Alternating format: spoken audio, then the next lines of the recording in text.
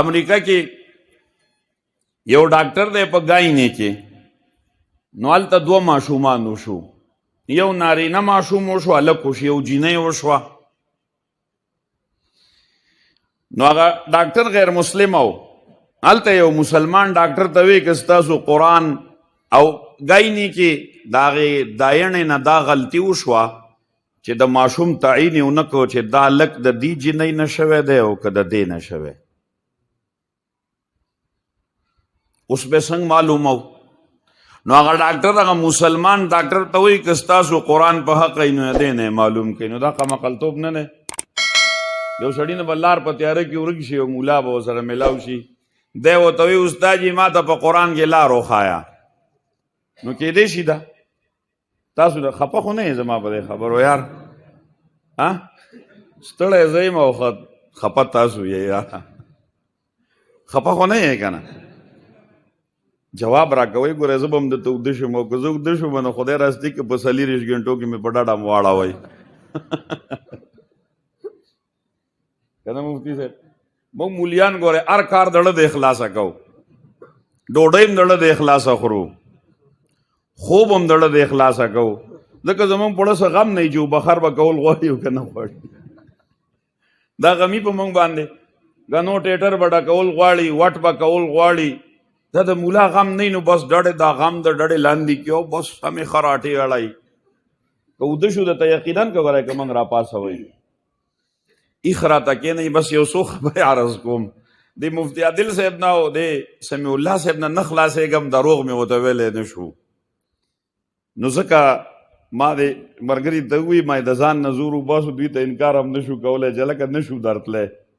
خو بیا ستاسو محبت ته خدای پاک د تاسو له د دې اجر عظیم او جزیل په دنیا و آخرت کې درکړي. اوس که سړی وایي چې بھئی دنیا کې قرآن کې ما ته لار وښایه ځه، نو دا سړی به قمقلي کې هوښیار وي. نو موږ هره خبره قرآن له راوړو، خو د هرې خبرې دپاره قرآن نه دی راغلی د دنیایي ژوند دپاره. مثال لباس دی، جامې دي، او قرآن کې د جامو تذکره وی چې داسې ویچوئ. نو د عربو کمیس داسې دی زموږ چې څنګه دی؟ تاسو نه تپوسم د افریقي هغه انسانان چې کوم په ځنګل کې اوسي هغوی داسې کمیس پرتوګ اچوي، هغوی پوهیږي. دا مقصود نه دی د قرآن. د قرآن مقصود انسان ته انسانیت ښودل دي، بس دا د قرآن مقصود دی. قرآن دې دپاره راغلی دی چې انسان ته وایي ته ځان نه انسان جوړ کا. ځکه انسان سره 2 دشمنان اوسي. زمونږ قاضي فضل الله صاحب دامت فیوزهم و برکاتهم کله درس کې وایي انسان سره 2 دشمنان دي، یو وزیر داخله دی د انسان نفس او یو وزیر خارجه دی د انسان شیطان. دا 2 دشمنان دی. انسان صحیح دی نه پریدي، څه ته نه پریدي؟ الله ته نه پریدي، قرآن ته نه پریدي، مونځ ته نه پریدي. بهر کې خبره په خبرې پسې ځي او خورا ټولوي. هغه ډاکټر هغه غیر مسلم ډاکټر هغه مسلمان ډاکټر ته وایي که ستاسو قرآن په حق نو دا معلوم کړئ چې دا ماشوم د کمې جینۍ دی. نو بیا خو موږ صرف ډاکټران یو، مسلمانان خو نه یو که نه یو، صرف ډاکټران یو. مسلمانی خو موږ ته نه ده معلومه، نه راته قرآن معلوم دی. بیا صرف انجینیران یو، هغوی نه هم چې تا خطا شي چې څه کې واچو نو بس بیا مولي صاحب ته کښېني. هلکه دا تا دپاره ضروري دی ډاکټر صاحب قرآن به زده کې، زمیندار صاحب تا دپاره ضروري ده چې د اسلام نه ځان خبر کړي، ضروریات د اسلام و نه ځان پوهه کړي چې دا اسلام دی څه شی، اسلام څه ته وایي، اسلام کې څه دي. اوس که سهار نه د ماښامه پورې یو سړی لګیایي چې ګوړه خوږه ده خوږه ده خوږه ده، نو د خوند پته لګي. تاسو ته وایم که نه، او چې اترې ته کښېدې که نه او خوراک وکړي نو بغیر د علم نه به تم علم خبر راځي که نه راځي چې دا خوږه ده؟ داسې ده که نه ده؟ الله وایي دا قرآن لږ وڅکئ چې پته درته ولګي. یوازې وایئ مه، لږې وڅکئ، په خپله به درته پته ولګي چې دا خوږه ده او راشه کښېنه ته بس ځان پې سم دا اترې کا. داسې ده که نه ده؟ نو هغه ډاکټر اوس هغه مسلمان ډاکټر ته وایي چې بھئی ته دا معلوم کا. نو هغه باندې هم ناوخته شو. نو عالم سره رابطه وکړه، الله دې د دې علماو د دې قاریانو په عمرونو کې برکات واچي. هغه سره رابطه وکړه چې جی مونږ ته په ګایني کې دا مسله پیښه شوې ده لیبر روم کې، جینۍ دوانو ماشومان پیدا دی، یو هلک دی او یو جینۍ ده.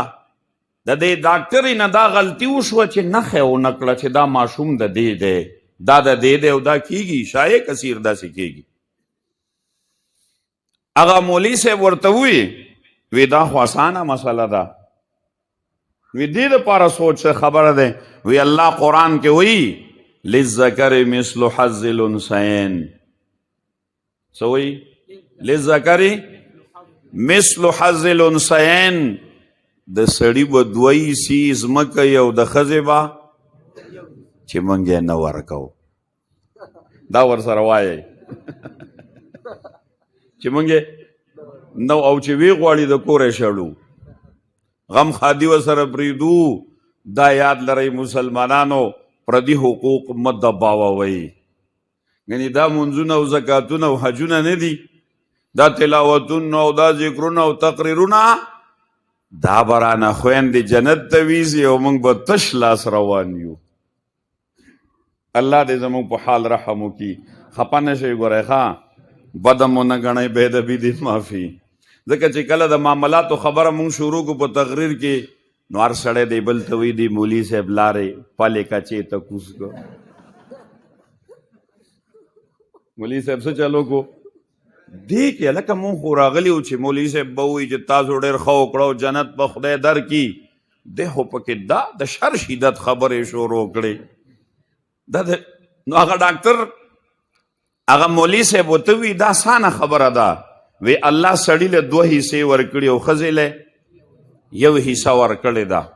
وی تاسو د دې دواړو ښځو د سینو نه پی واخلئ او په لیبارټرۍ کې ټیسټ کوئ چې په کومو پیو کې ډبل ویټامن وو، دغې ښځې به هلک ماشوم راوړی. چې کومو پیو کې سنګل ویټامن وو، یو عدد وو، دغې ښځې به زنانه ماشوم راوړی. زار شم د دې علماو نه. اوس دا په قرآن کې نه دی، ګورئ ښه، دا د دې قرآن هغه اعجاز دی او برکت د قرآن.